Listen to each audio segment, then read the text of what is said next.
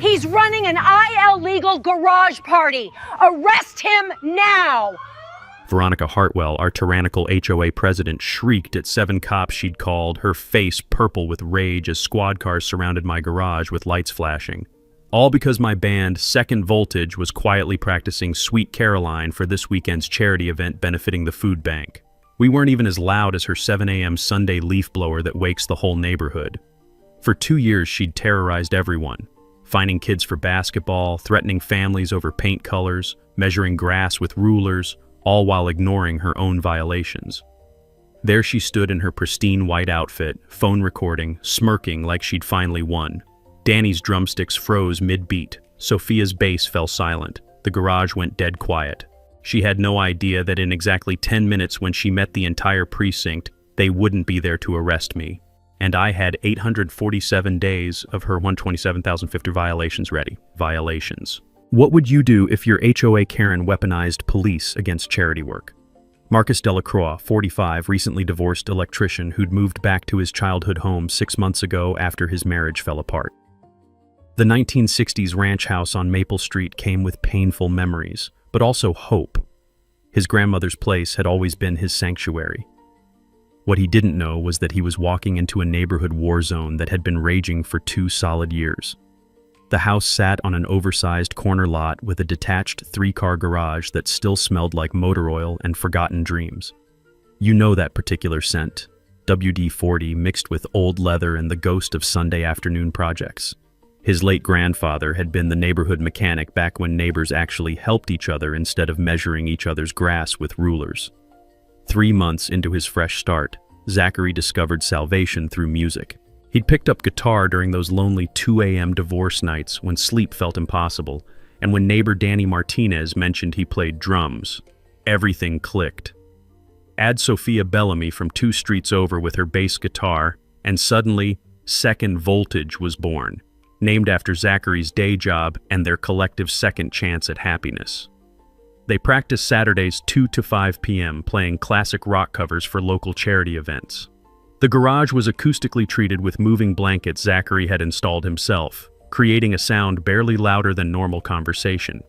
Definitely quieter than the leaf blower that jolted the entire neighborhood awake every Sunday at 7 a.m. sharp. Those first few weeks felt magical. Neighbors actually stopped by to listen. Mrs. Patterson brought lemonade in mismatched mason jars. Teenage Jake helped carry equipment with the enthusiasm only kids have for anything involving amplifiers. Even the mailman would pause to catch a few bars of Hotel California, his truck idling while Danny's drum beat echoed off garage walls. The smell of summer barbecues mixed with acoustic guitar melodies, creating the kind of community Zachary remembered from childhood.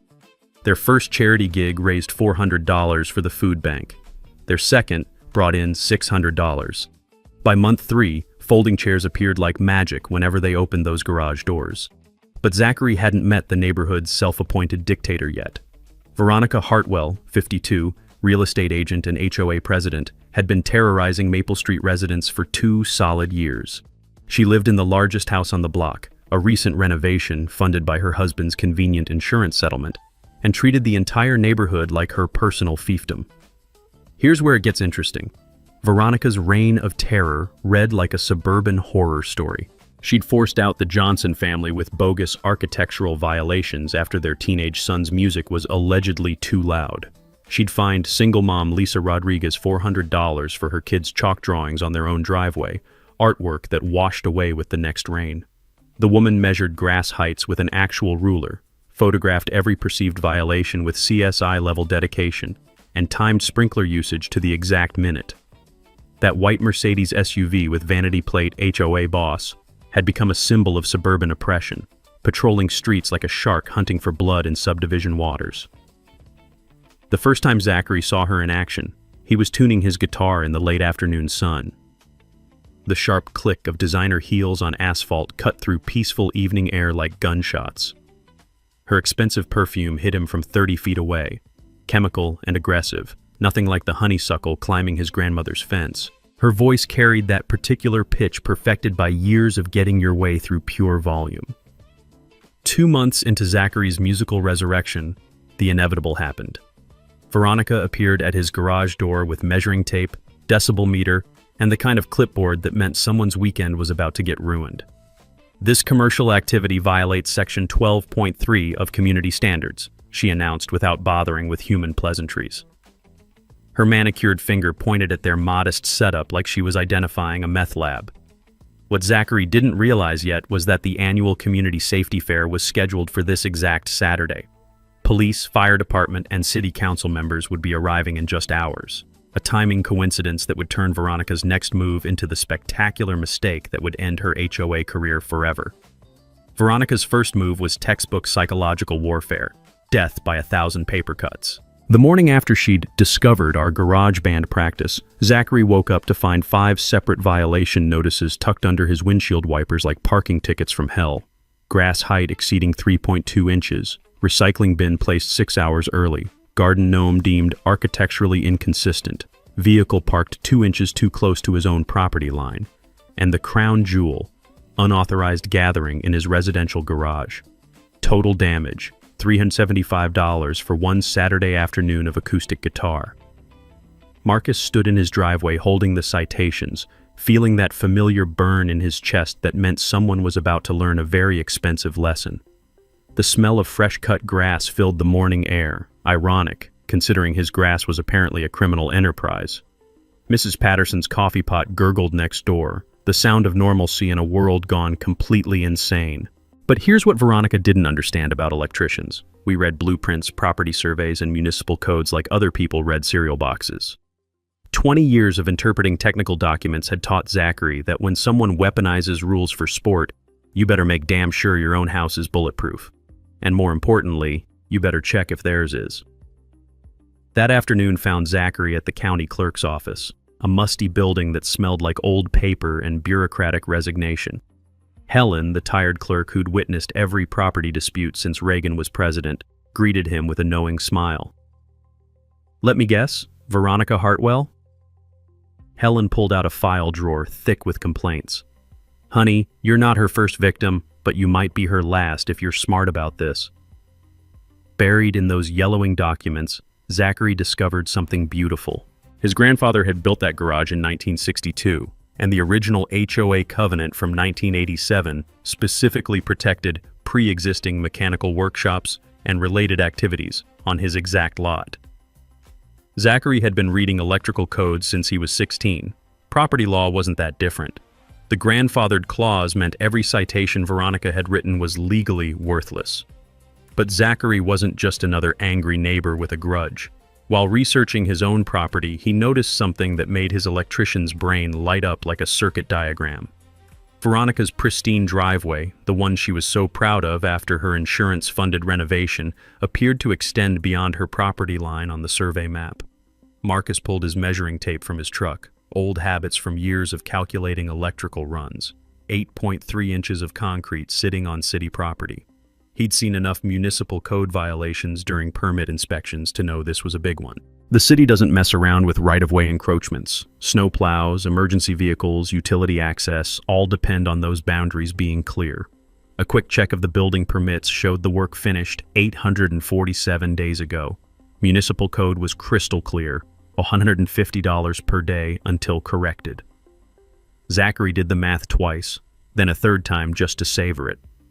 $127,050 in accumulated fines, plus removal costs, plus the delicious irony of watching someone who weaponized violations get buried under the biggest violation in town history. The next 3 days felt like Christmas morning stretched into a long weekend. Zachary documented everything with his phone camera, the shutter clicks sounding like ammunition being loaded. The concrete was definitely over the line, no question, no argument, no wiggle room for Veronica's usual intimidation tactics. Meanwhile, her harassment campaign intensified. Danny mentioned Veronica had suggested at the grocery store that he find more appropriate musical outlets. Sophia received a formal letter questioning whether her frequent visits violated guest parking restrictions. Classic bully behavior. Isolate the target by terrorizing their support system. But Zachary had learned something about bullies during his divorce proceedings. They're only powerful when you don't know the rules better than they do. On Thursday evening, he filed his formal appeal with the HOA board, citing grandfathered status and requesting a public hearing. He also slipped a quiet information request to the city planning department about potential right-of-way violations in the Maple Street area. The beautiful thing about bureaucracy is that once you file the right paperwork, the machine starts grinding whether Veronica likes it or not. Friday afternoon brought the perfect setup. Zachary was in his garage tuning his guitar when Veronica's Mercedes cruised past for the fourth time that day. Apparently, surveillance was her new hobby. Tomorrow was Saturday.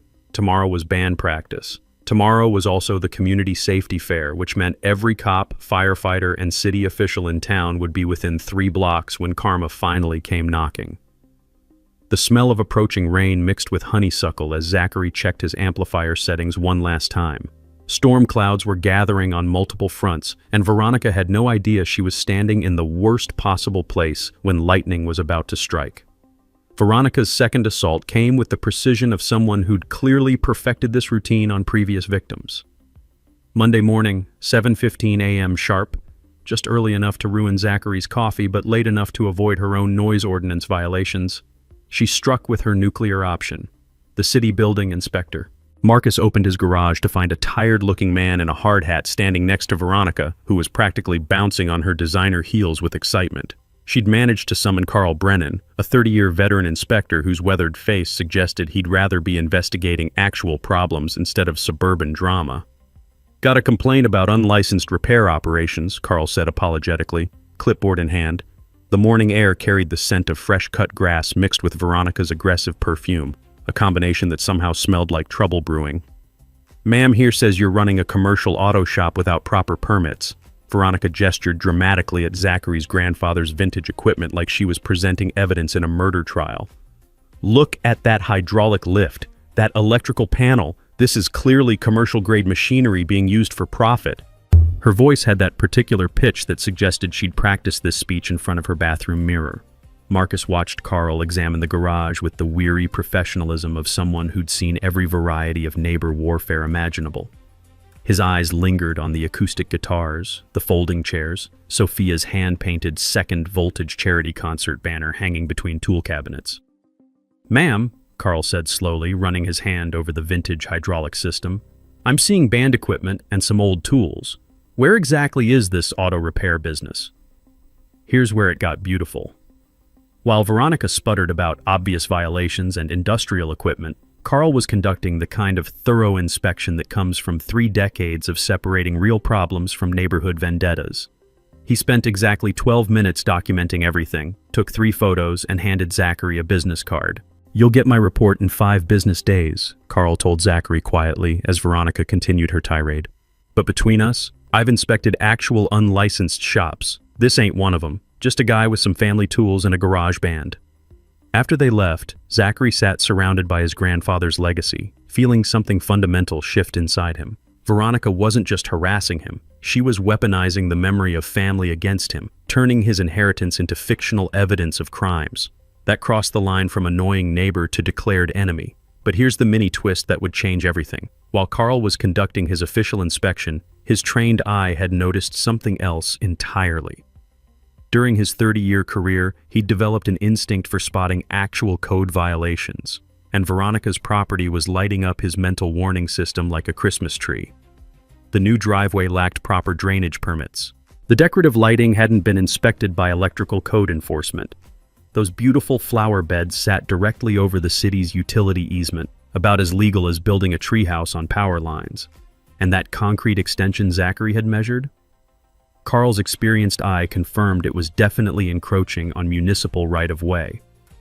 3 days later, when Carl's report officially cleared Zachary of any commercial activity and confirmed his grandfathered workshop status, it came with an unexpected bonus. Carl had felt professionally obligated to pass along his observations about potential municipal code issues in the immediate area to the appropriate city departments. Sometimes the best revenge is just letting professionals do their jobs. Marcus celebrated by printing 3 copies of the clearance report, one for his files, one for the HOA board, and one for the neighborhood Facebook group that had become an unofficial support forum for Veronica's victims. Mrs. Patterson had started calling it the Underground Railroad for HOA refugees, which made Zachary laugh every time he thought about it. Thursday evening brought Veronica's desperate escalation. Professional sound testing equipment appeared in her driveway like she was preparing to document war crimes. Zachary watched through his garage window as technicians set up expensive microphones while Veronica directed them with the intensity of a film producer shooting her Oscar submission. The irony was delicious. While they prepared to measure the sound levels of acoustic guitars played at conversation volume, Zachary was quietly uploading Carl's observations, along with his own photos, to the city's online complaint portal. Each violation carried automatic fines, mandatory corrections, and the kind of bureaucratic scrutiny that transforms confident homeowners into nervous wrecks checking their mailbox with dread. Saturday was approaching fast, bringing with it the community safety fair that would position every relevant city official within walking distance of both their properties. As Zachary tuned his guitar and listened to actual thunder rumbling in the distance, he couldn't help but smile. Veronica had taught him something valuable about warfare. Sometimes the best strategy is just giving your enemy enough rope to hang herself with. Veronica's third move proved that when legal intimidation fails, some people double down on crazy. Friday morning brought her nuclear option, full-scale social media warfare designed to destroy Zachary's reputation before Saturday's charity concert. Marcus discovered the assault while drinking his morning coffee. Veronica had created a Facebook group called Concerned Willowbrook Residents and was posting dramatic videos of his garage like she was documenting war crimes. Illegal business destroying family neighborhood and daily noise violations threatening our children scrolled across footage that made acoustic guitars look like weapons of mass destruction. The smell of his coffee turned bitter as Zachary watched her amateur documentary work.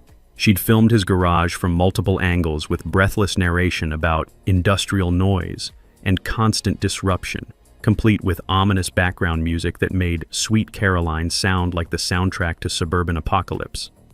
But here's where Veronica's plan backfired spectacularly. Within 2 hours, her own Facebook group had been completely hijacked by the very neighbors she was trying to rally. Mrs. Patterson led the counterattack with a video testimonial that went viral faster than cat memes.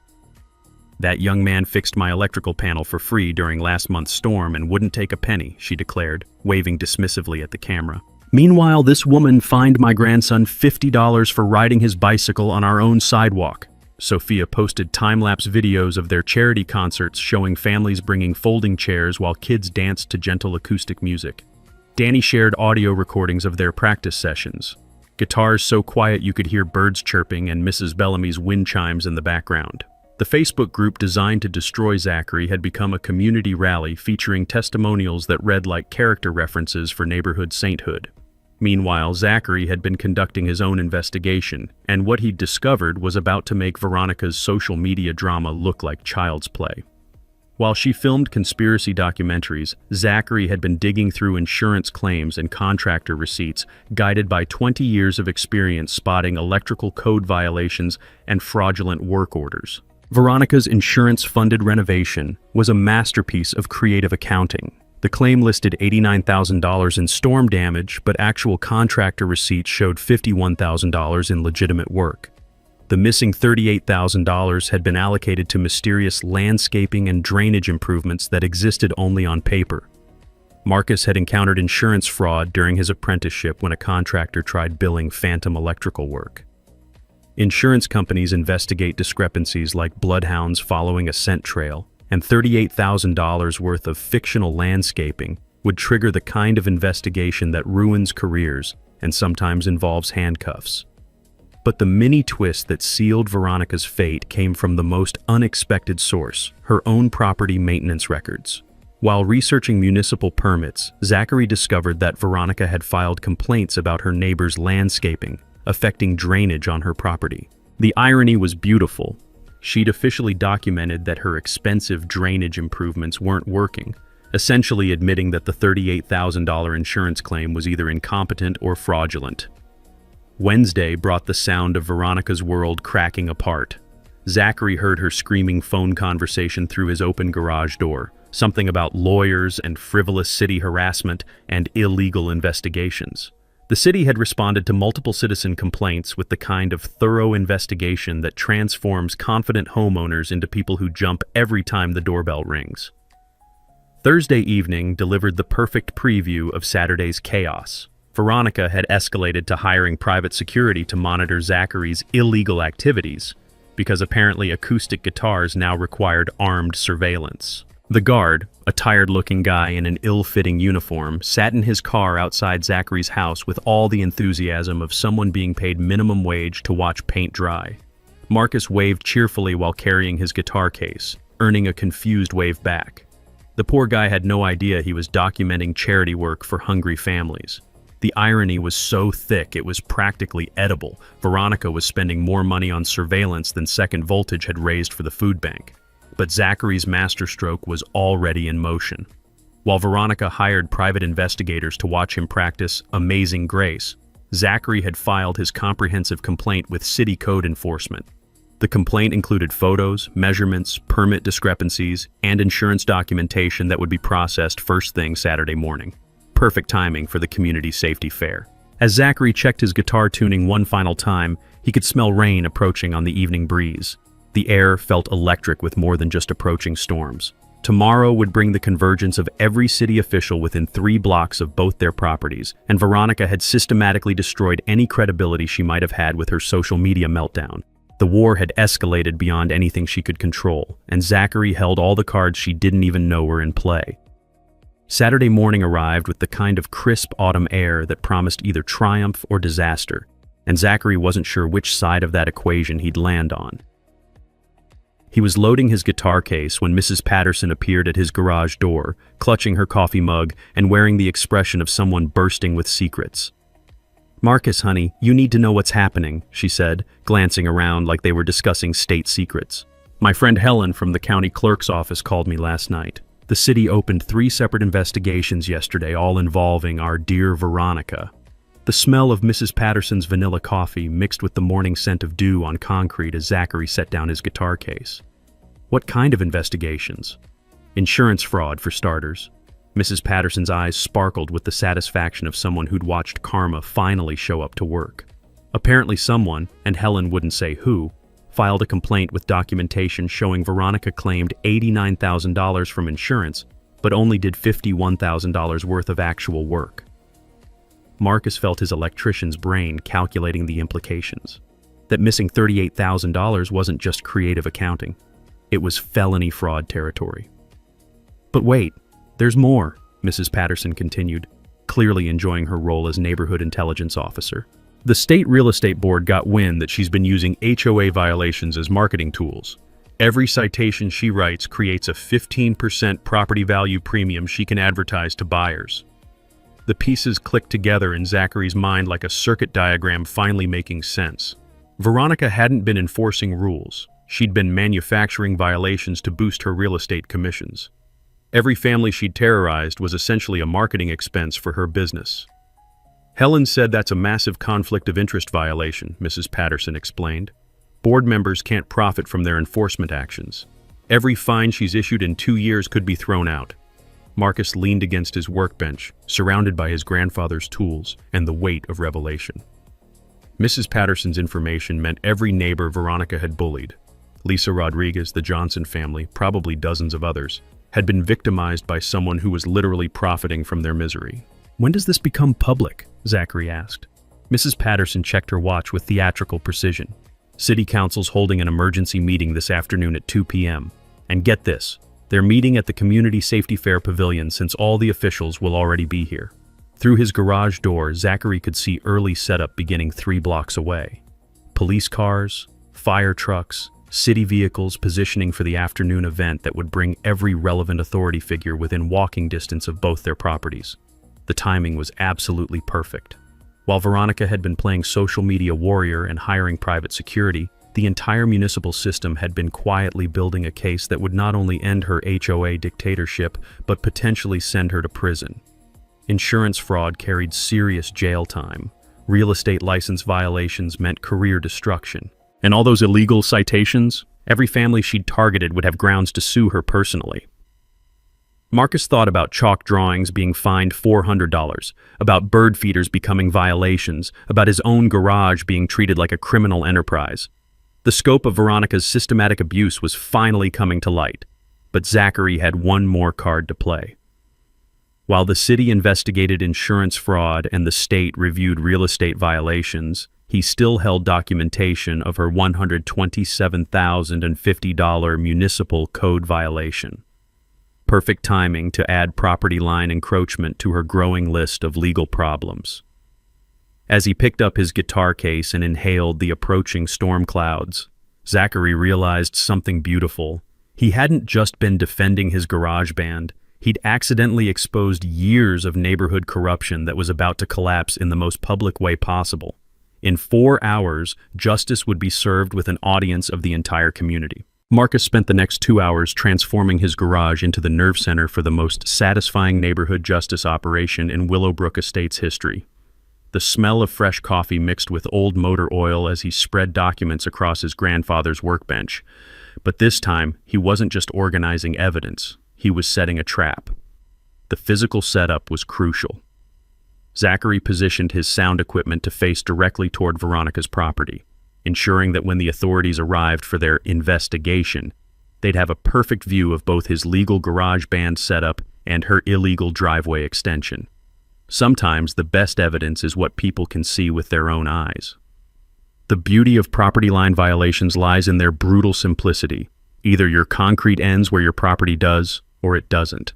Zachary had learned during electrical inspections that municipal boundaries exist for critical reasons.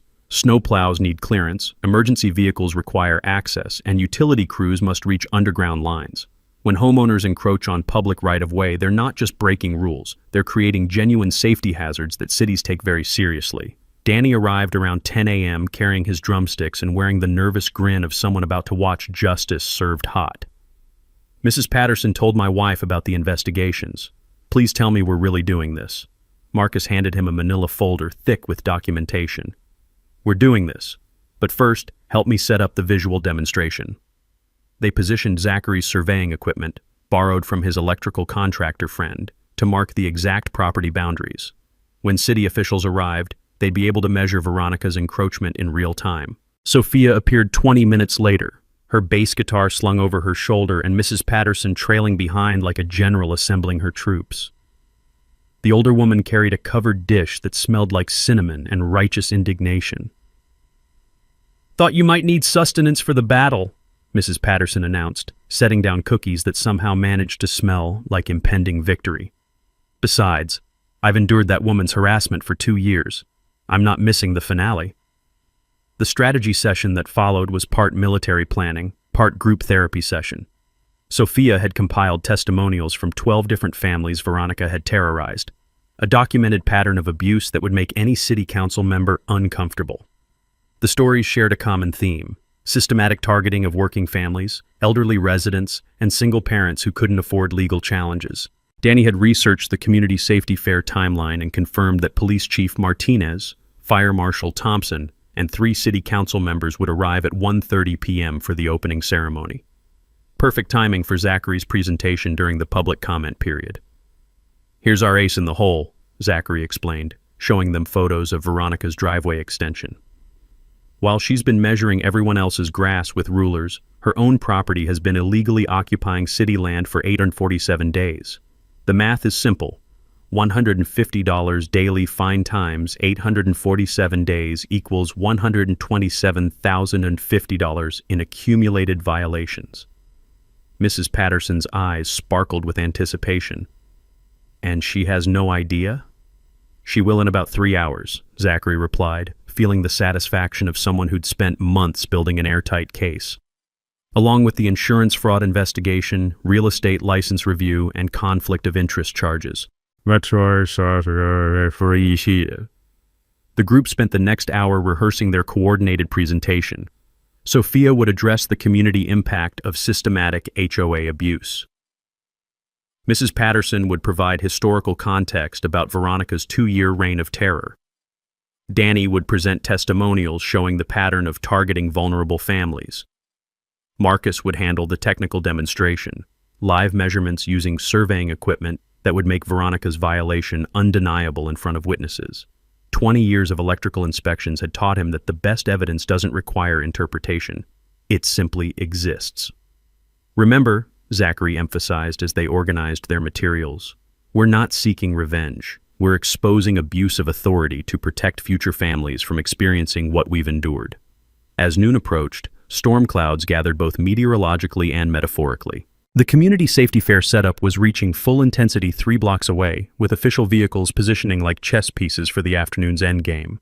Zachary could taste the electricity in the humid air, perfect atmospheric drama for public revelations. His team dispersed to prepare for the confrontation, leaving Zachary alone in the garage surrounded by his grandfather's legacy and the evidence that would end a neighborhood dictator's career. The old tools seemed to approve silently, having witnessed decades of honest work in this space where justice was finally being assembled. Through his garage door, Zachary could see Veronica's house in the distance, her illegal driveway gleaming innocently in the pre-storm light. In 90 minutes, every relevant authority figure would gather within sight of that concrete evidence, and she'd discover that weaponizing harassment against neighbors was about to cost her everything. The trap wasn't just set, it was about to be sprung in front of the entire community. Veronica's final desperate gamble arrived at exactly the worst possible moment, 12:30 p.m., just as the community safety fair was reaching full setup mode 3 blocks away. Zachary was testing his guitar amp when he heard the distinctive screech of expensive tires, followed by the kind of car door slam that suggests someone has completely lost their grip on sanity. Through his garage window, Zachary watched Veronica storm up his driveway, clutching a legal briefcase like a weapon, and wearing the expression of someone who'd decided to burn down the village to save it.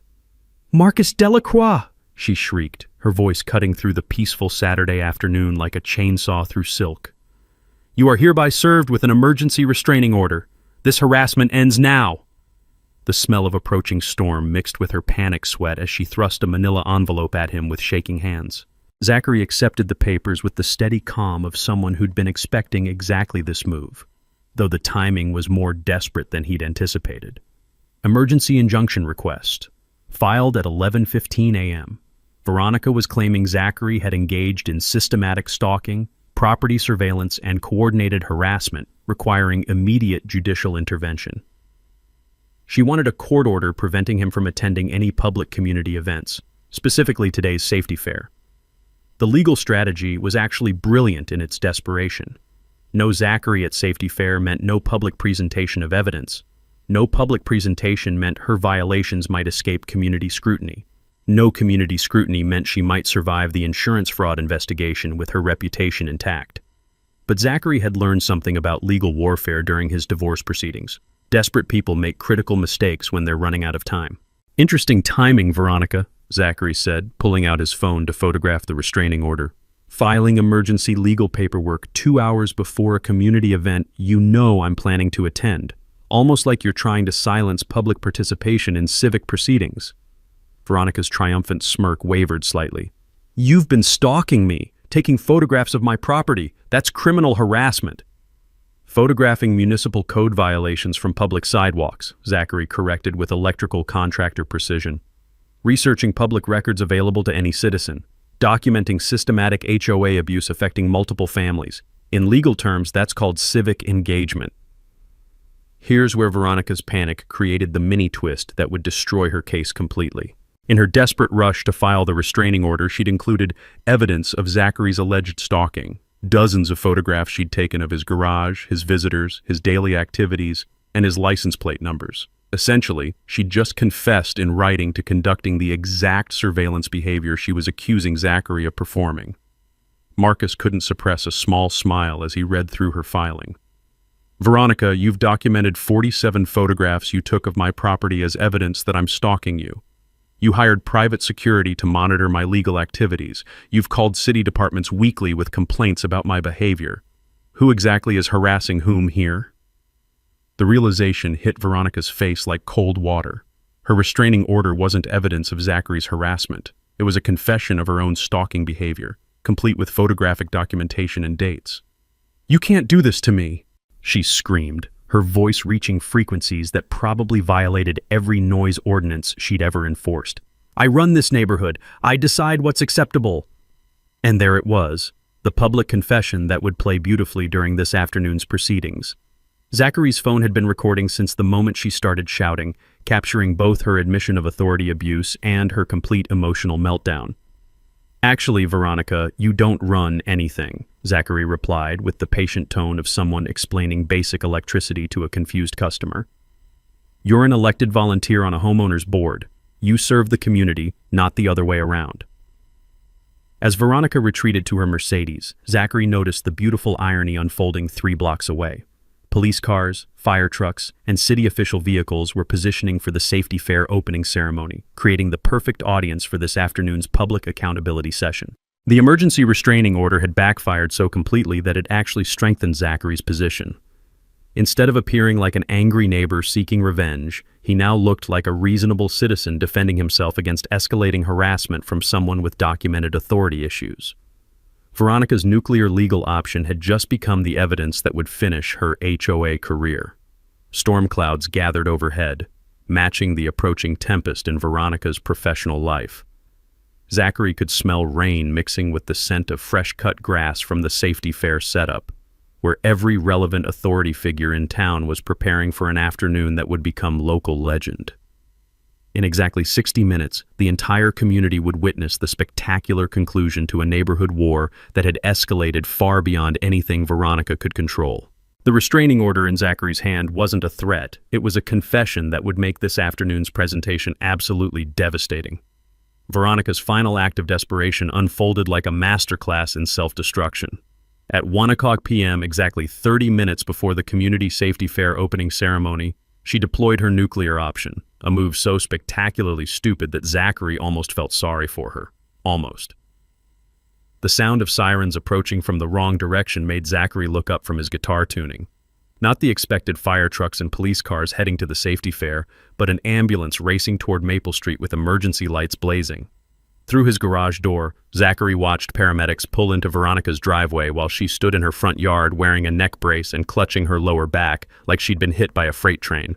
The performance was Academy Award worthy. Veronica limped dramatically toward the ambulance, her voice carrying across the neighborhood as she explained to the paramedics how Zachary's loud music and construction noise had caused her to fall down her front steps, resulting in serious spinal injuries that required immediate medical attention.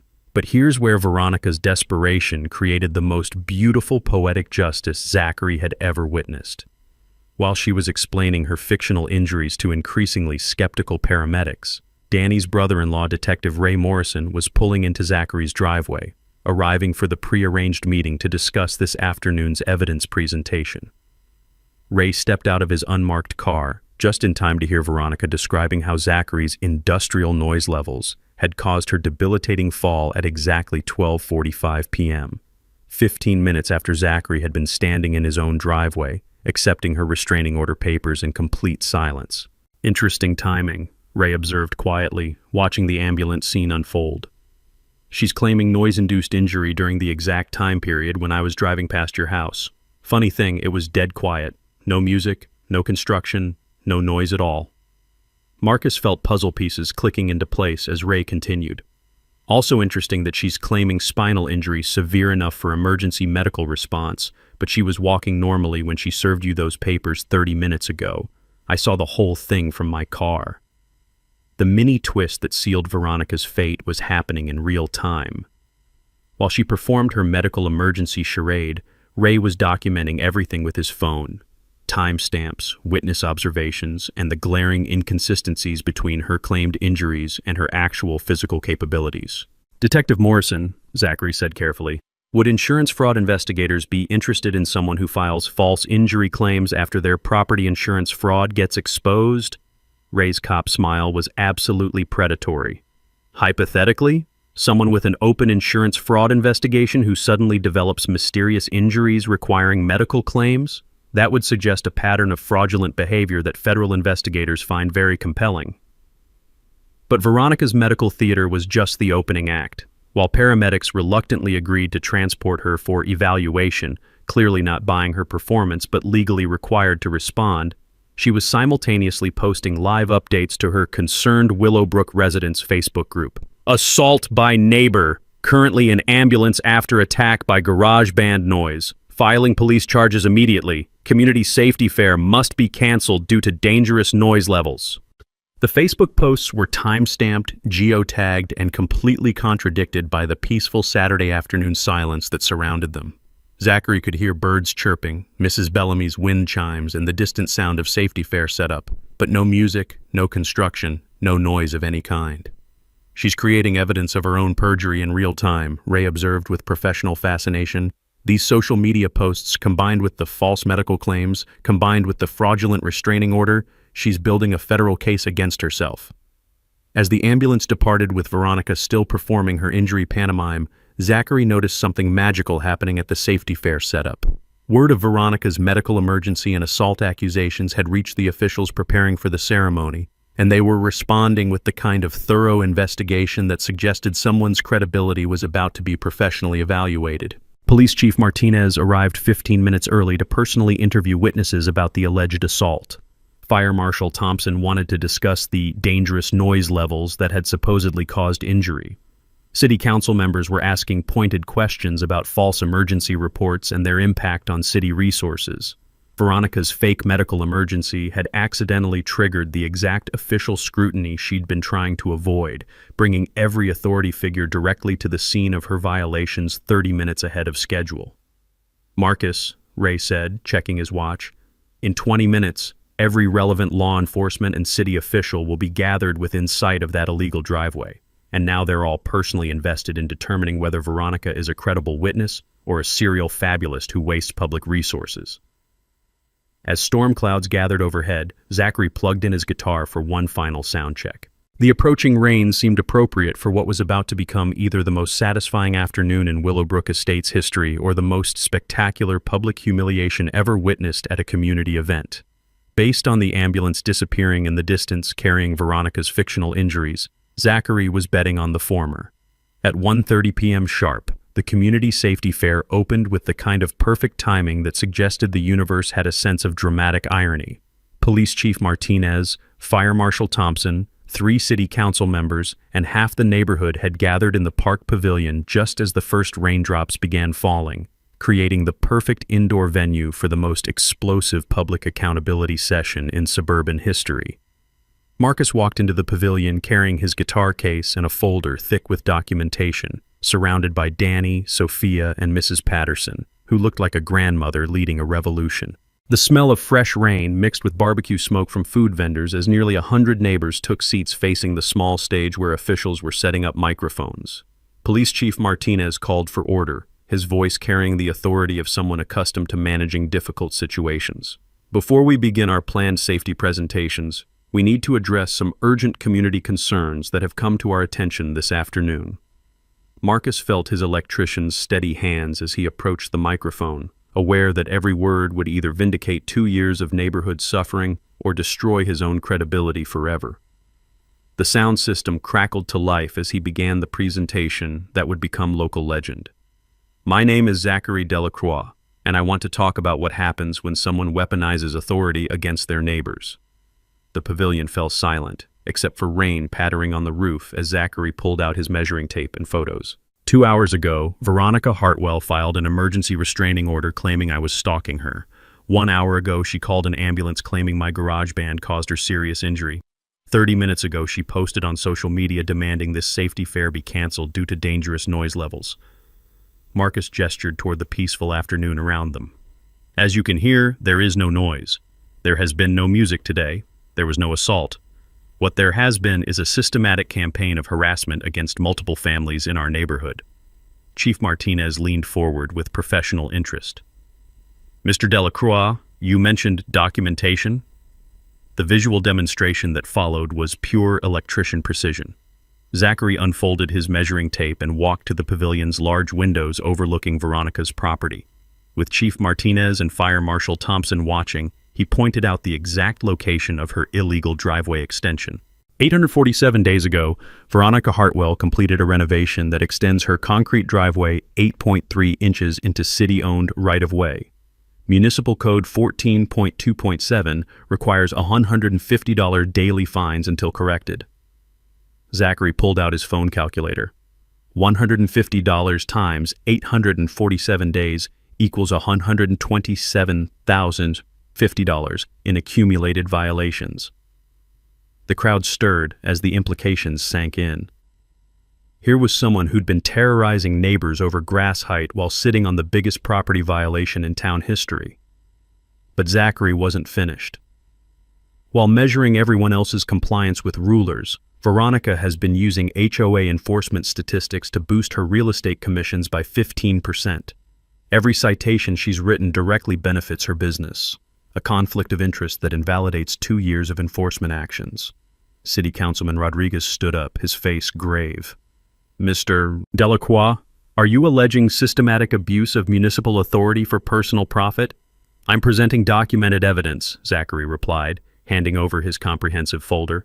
"Insurance fraud investigation opened yesterday, real estate license review in progress, right-of-way encroachment confirmed by photographic evidence, all while she's filing false police reports and fraudulent injury claims." The mic drop moment came when Mrs. Patterson took the microphone with the righteous fury of someone who'd endured 2 years of tyranny. "This woman fined my grandson for riding his bicycle on our own sidewalk. She forced the Johnson family from their home over fictional violations. She's terrorized every working family, elderly resident, and single parent in this neighborhood while profiting from our misery." The pavilion erupted as neighbors began sharing their own stories. Lisa Rodriguez described $400 in fines for her children's chalk drawings. Jake's mother explained how basketball hoops became noise violations. Elderly Mr. Kim shared how bird feeders became unsanitary conditions. Chief Martinez raised his hand for silence. "Based on what we've heard today, the city will be conducting comprehensive investigations into all HOA enforcement actions over the past 24 months. We'll also be reviewing emergency response protocols to prevent abuse of city resources." Fire Marshal Thompson added, "The property line violation will be addressed immediately. Right-of-way encroachments affect emergency vehicle access. This is a serious public safety issue."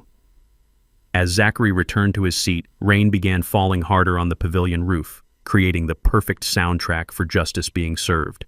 Through the windows, he could see Veronica's house in the distance, her illegal driveway now officially documented as evidence in multiple municipal investigations.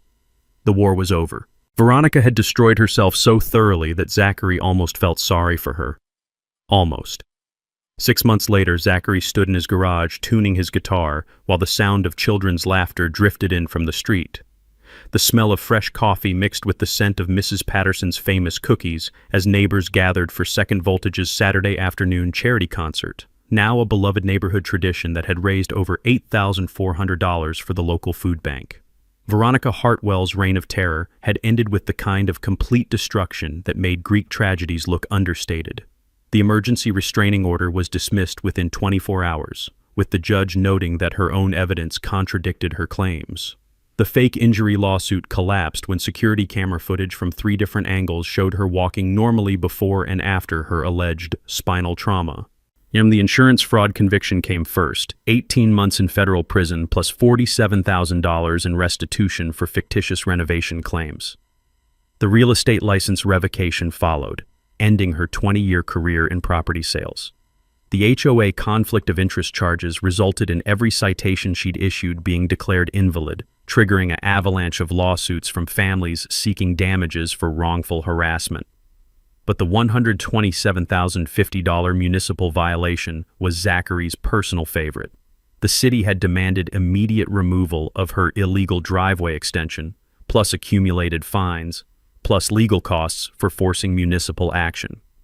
Veronica's pristine concrete monument to suburban oppression was jackhammered into rubble on a Tuesday morning while the entire neighborhood watched from lawn chairs. The house went on the market 3 weeks later, selling for $89,000 below asking price after word spread about the legal troubles. Veronica moved to a small apartment across town where she couldn't measure anyone's grass or fine children for playing basketball. Marcus had transformed the neighborhood in ways that went far beyond ending one woman's dictatorship. The garage band concerts had evolved into monthly community gatherings featuring rotating local musicians, potluck dinners, and fundraising for various causes. Mrs. Patterson organized a neighborhood watch program that focused on helping elderly residents rather than citing violations. Sophia started a community garden where Veronica's surveillance cameras used to monitor property lines. The Second Voltage Music Scholarship had grown into a $12,000 annual fund supporting underprivileged kids throughout the city. 18 students had received instruments and lessons, creating a pipeline of young musicians who regularly performed at community events. Danny had quit his day job to teach drums full-time, turning his passion into a career that served the community. Marcus found personal healing through the experience in ways he hadn't expected. The garage that had once represented his grandfather's legacy now symbolized his own ability to stand up for what was right. The divorce that had driven him back to his childhood home had ultimately led him to discover a community worth fighting for. The legal victory had attracted national attention, with Zachary appearing on 3 different podcasts about HOA reform and neighborhood organizing. The story had inspired similar resistance movements in 12 different states, proving that documented evidence and persistent community organizing could defeat even the most entrenched suburban tyrants. But the real transformation was visible every Saturday afternoon when families gathered in his garage for music, food, and the kind of genuine community that Veronica had tried so hard to destroy. Children who'd been fined for chalk drawings now performed on makeshift stages. Parents who'd been terrorized over mailbox placement now organized charity drives and block parties. The garage itself had become a symbol of resistance throughout the region, with visitors stopping by to see the place where one electrician had taken down an entire corrupt HOA system using nothing but documentation, persistence, and the power of community solidarity. As Zachary plugged in his amplifier for another afternoon of music and neighbors, he reflected on what he'd learned about the nature of suburban power. Bullies only succeeded when good people stayed silent and isolated. When the community organized around shared values of fairness and mutual support, even the most entrenched authority couldn't survive public accountability. The sound of tuning guitars mixed with the chatter of neighbors setting up folding chairs as storm clouds gathered on the horizon, promising afternoon rain that would send everyone into the garage for an intimate acoustic session. Marcus smiled, remembering Veronica's prediction that garage band practice would destroy the neighborhood. She'd been right in one sense. It had destroyed her version of the neighborhood, replacing fear and harassment with music, community, and the radical idea that neighbors should actually like each other.